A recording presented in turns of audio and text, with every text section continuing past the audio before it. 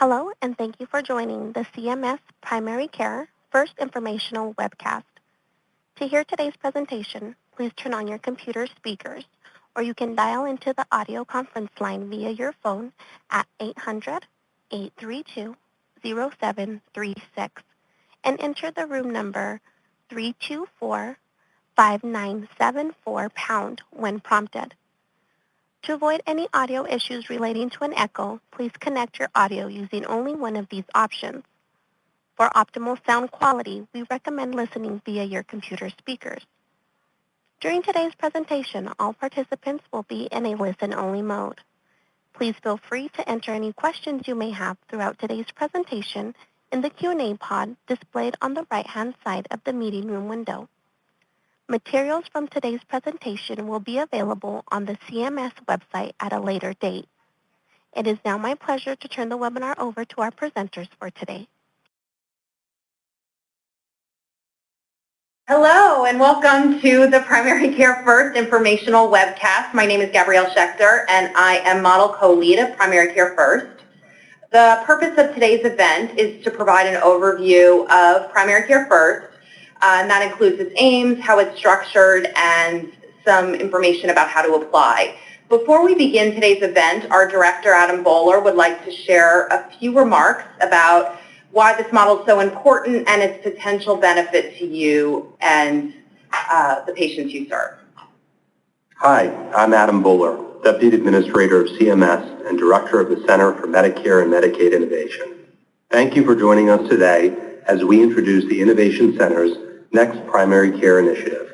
We're very excited about this new model and its tremendous potential to advance primary care delivery and payment by moving away from fee-for-service and into value-based payment.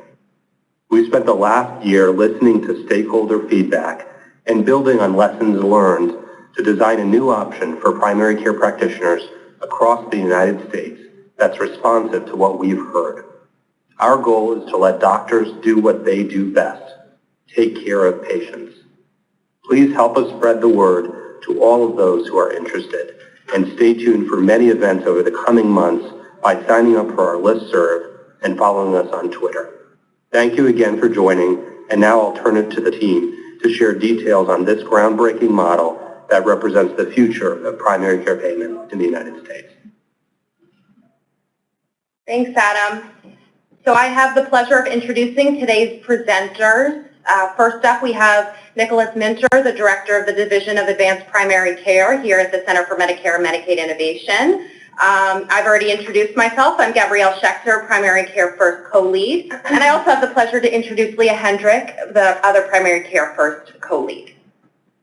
So we'd like to start off by understanding how much of today's audience already knows about Primary Care First. And so the options are, do you have no background knowledge? Do you have some background knowledge? A considerable amount of background knowledge on the model, and or you a current CPC Plus Track 1 or Track 2 participant. So indicate your answer on the poll pop-up window now.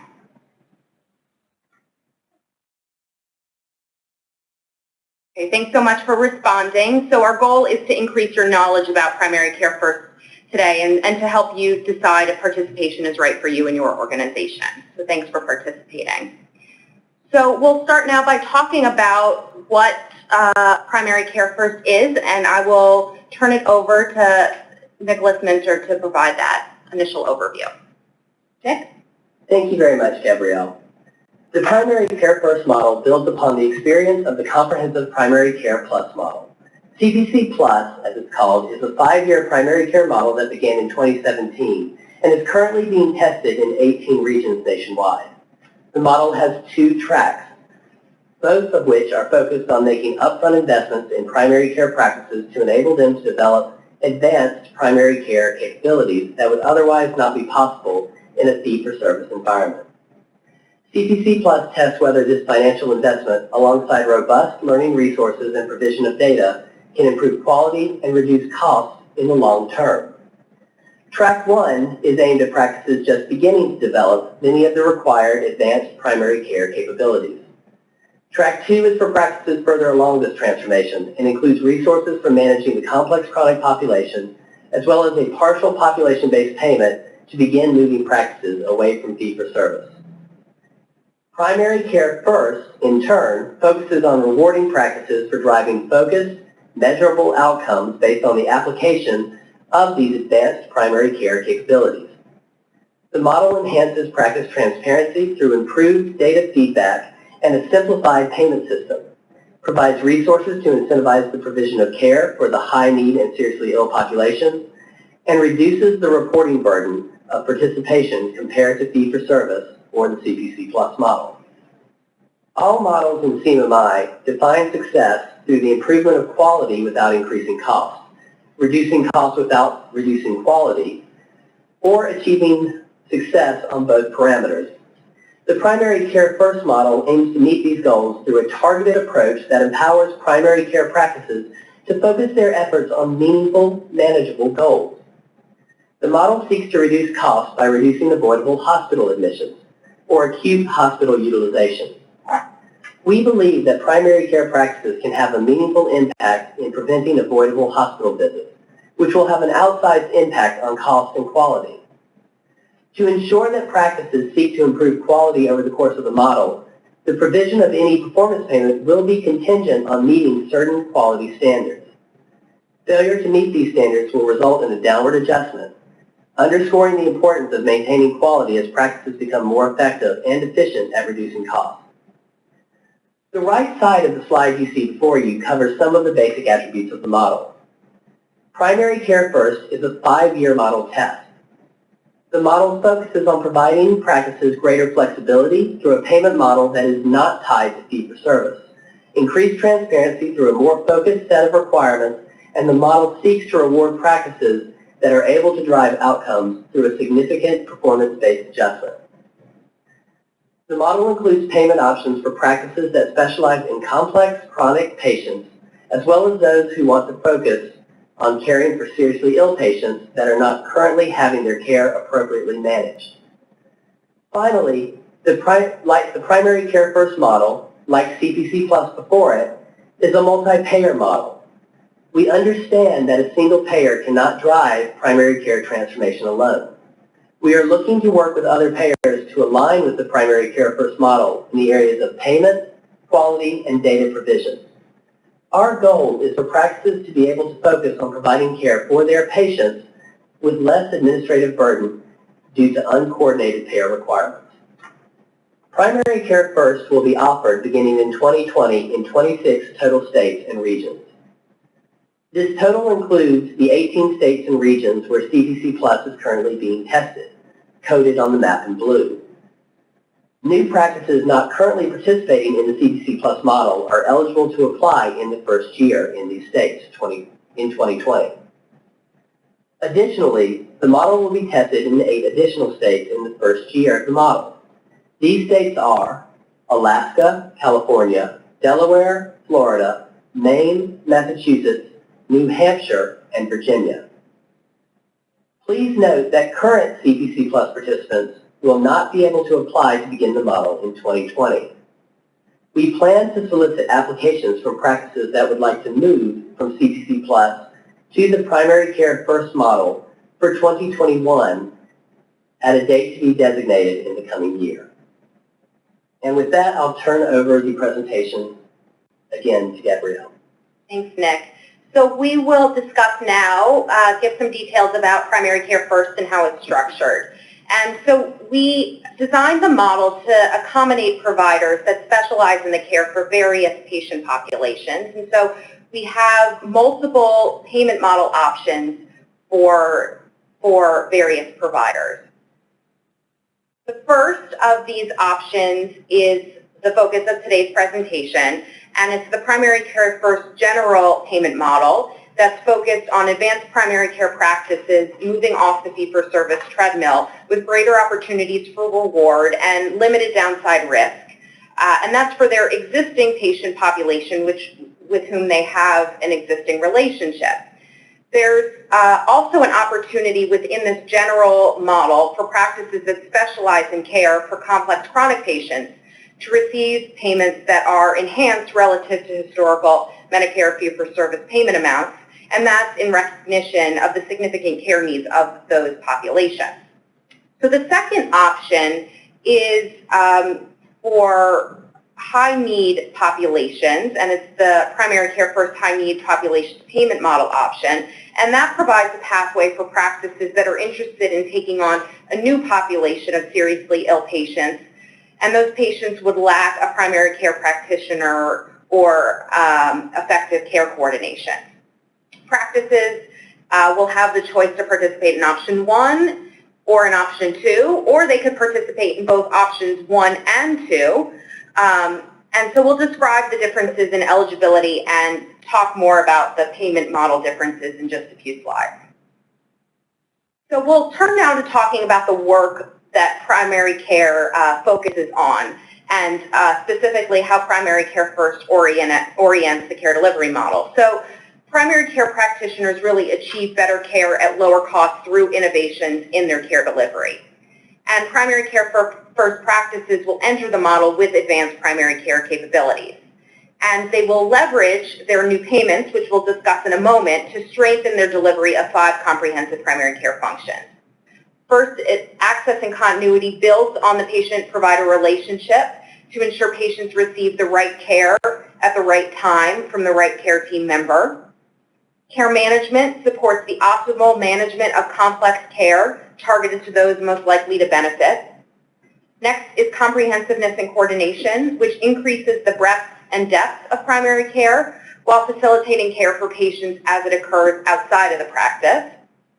Patient and caregiver engagement involves patients in their own care decisions and ensures that patients guide practice improvements.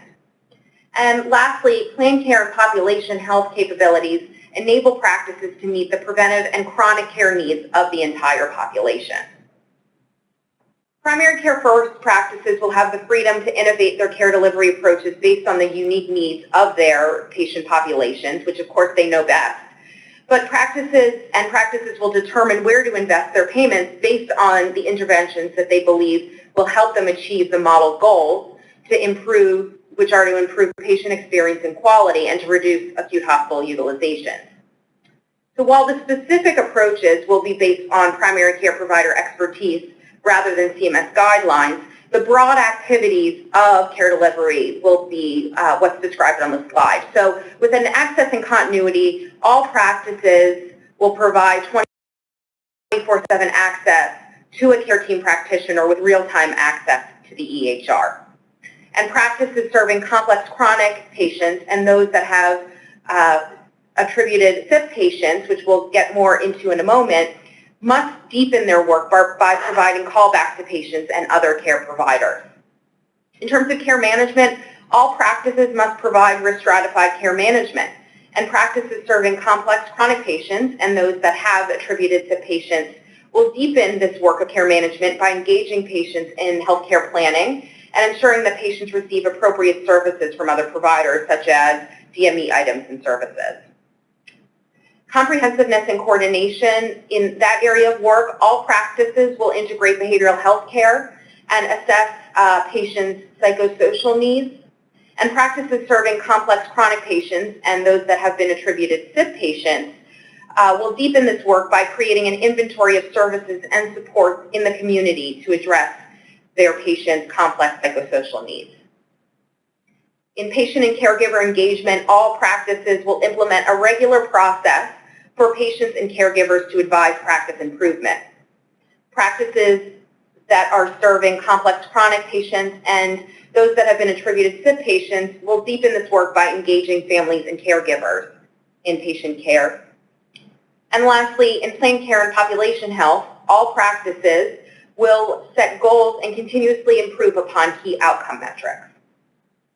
So that really summarizes the primary care interventions that are the focus of the work of the practices. And now let's turn to talking about the payment methodologies and the goals of that. So under fee-for-service payment methodologies, there's a strong incentive to bring patients into the office in order to create a billable face-to-face service. And that's even if phone calls or electronic communications would be a better way of meeting the patient's needs or that's more aligned with patients' preferences. In Primary Care First, we've designed payments to move away from traditional fee-for-service payment incentives and with the goal to improve patient access to patient-centered primary care. And to accomplish this, we have two different payment types that replace what practices have historically received for Medicare fee-for-service beneficiaries. We have a population-based payment to compensate for professional primary care services, a flat fee for each face-to-face primary care visit, and together these amounts are roughly equal to average historical Medicare physician fee schedule payments for the majority of practices, and we'll discuss that a little bit in more detail. We've also designed a payment adjustment to reward practices that meet key quality standards and to continuously reduce unnecessary acute hospital utilization. And practices will have the opportunity to increase their payments by up to 50%. And we'll get into the breakdown of that in just a moment. Now let's turn to breaking down the payments one step further. So we'll move from the goals to how it'll work. Medicare payments will be paid quarterly, and they'll include these major components. The total primary care payment, which, as I've described, includes two parts, an underlying population-based payment and a flat primary care visit fee. This total primary care payment will then be adjusted on a quarterly basis based on practice performance. If a practice meets key quality standards, then they're eligible to receive an adjustment to their total primary care payment based on their acute hospital utilization performance. To assess performance, practices will first be compared to how they perform relative to the country, and then compared to the cohort of practices participating in the model, and then compared to themselves relative to how they performed in prior years. So let's now take these payment elements apart, and we'll start with the total primary care payment. And as we've discussed, the total primary care payments are made of two main payment types, the population-based payment and the flat visit fee. The professional population-based payment is intended to compensate for care both in and outside of the office and to support the longitudinal care relationships that are at the heart of primary care. These professional population-based payments are adjusted based on practice risk group. So there are 5 risk groups, which will be determined based on the overall average HCC score of the patient's the practice's overall attributed Medicare beneficiaries. In other words, practices that serve a relatively average risk population will receive a $24 per beneficiary per month payment for each of their attributed Medicare beneficiaries, regardless of each individual patient risk score.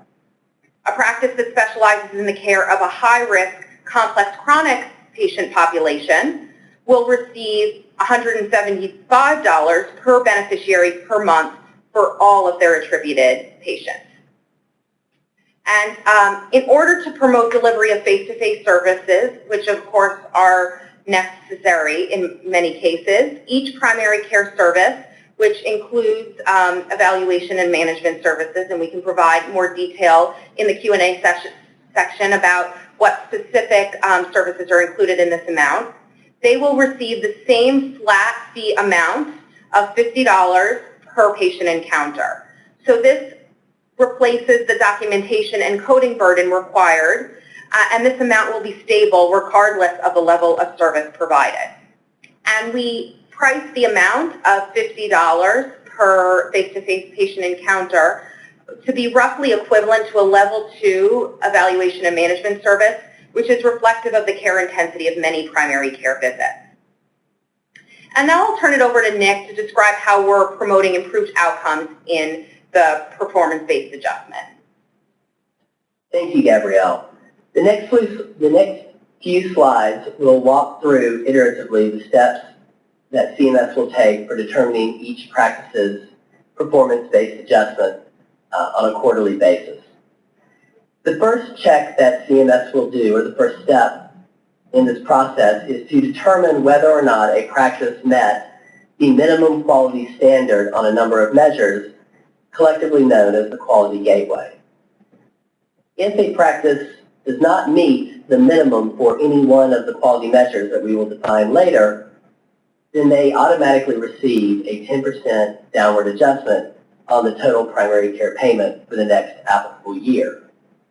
If they do meet this quality gateway, i.e. the standards for each of the measures, then they do qualify for a positive adjustment through the performance-based payment adjustment process.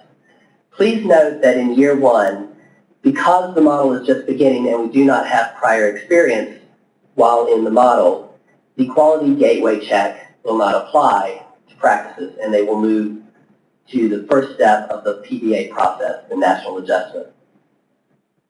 The next step in the process is to compare the applicable practice to a national benchmark of similar practices to ensure that they are above what we are calling the national minimum benchmark. The national minimum benchmark is defined as the lowest quartile of practices and their respective performance on acute hospital utilization. If the practice is at or below this national minimum benchmark, then they will receive the negative 10% adjustment for the following quarter.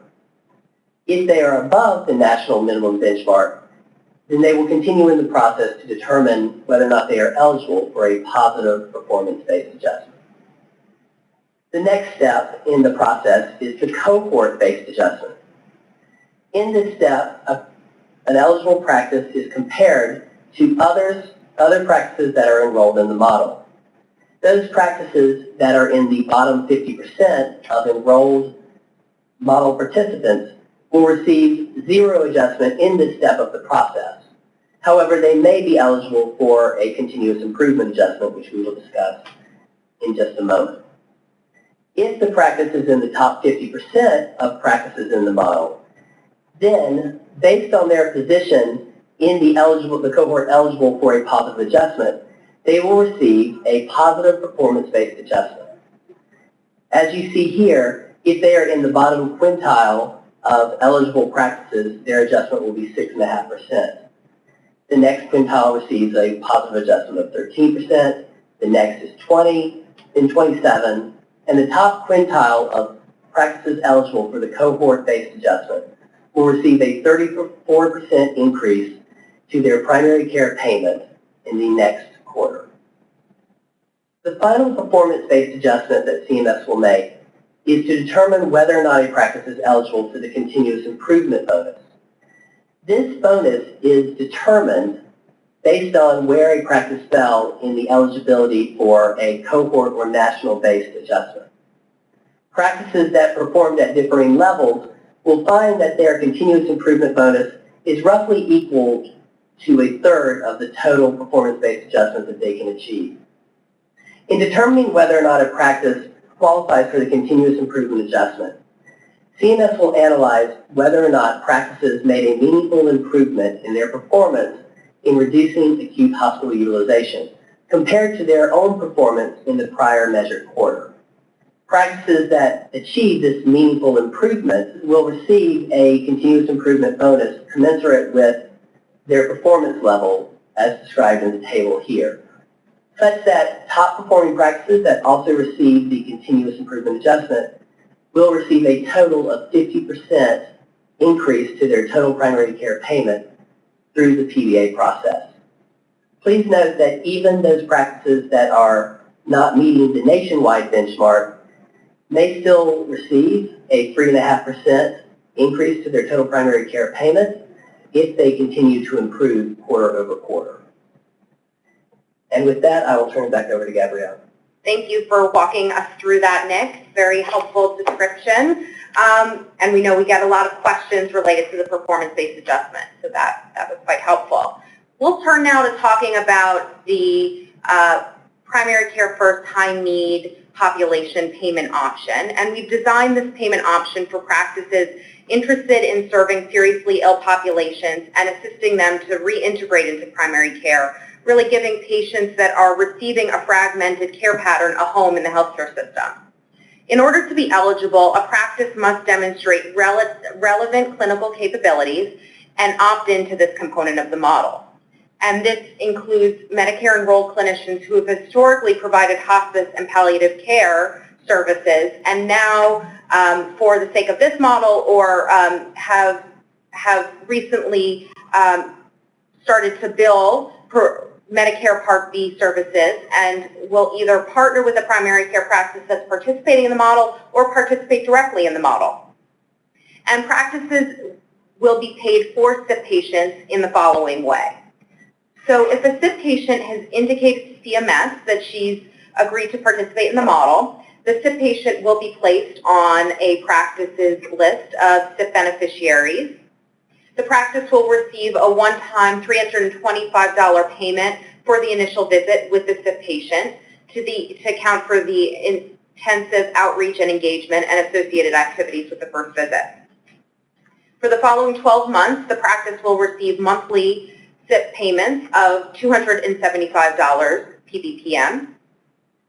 Practices will also receive the flat visit fee for all face-to-face services. There's also a quality payment opportunity of up to $50 based on the practice performance on key metrics that are specific to this patient population.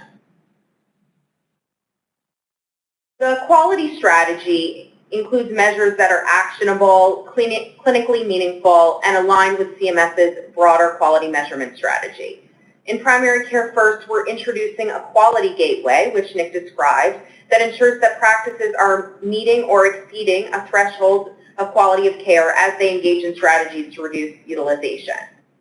For each of the 5 quality measures, CMS will set a threshold based on national practice performance, and practices must exceed this level of performance to be eligible for a positive performance-based adjustment. These measures include patient experience of care, diabetes hemoglobin A1C poor control, controlling high blood pressure, advanced care planning, and colorectal cancer screening. And then practices will be assessed based on their performance on those measures based on a measure of acute hospital utilization. For practices that specialize in care for the complex, chronic, and seriously ill population, the quality strategy will be based on the clinical needs of these patients. So instead of the diabetes hemoglobin A1C and colorectal cancer screening measure, we will develop new measures of clinical quality that are specific to that patient population.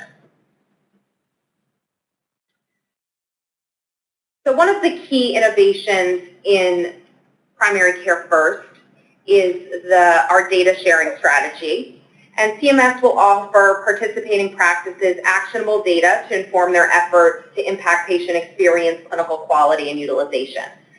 Participating practices will have an opportunity to request regular Medicare fee-for-service expenditure and utilization data, and that will be shared with practices in a clear and actionable way.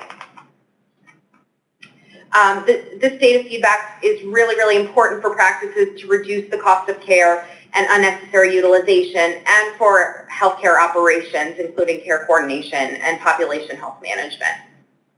CMS will provide practices with the opportunity to request both patient-identifiable and practice-level quarterly data feedback reports, as well as regionally aggregated reports where applicable, and that's through a data feedback tool.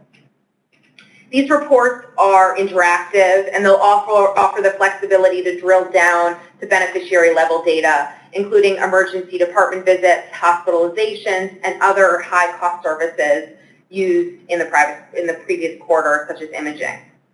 CMS will also offer expenditures, top diagnoses codes, and the beneficiary-level data on the subspecialists from which their attributed beneficiaries seek care. And that's really all designed in order to help practices select cost-effective specialty partners in their region. And national and regional performance data for participating practices will be shared, and that's in an effort to use transparency and competitiveness to incentivize improved performance over time in the model. Okay, so we'd like now to pause for a poll to see how much experience today's audience has with the performance-based payments. Not exactly these payments that we've described, but really any performance-based payments. Do you have little or no experience, some experience, a considerable amount of experience, or some other kind of experience that you want to share with us?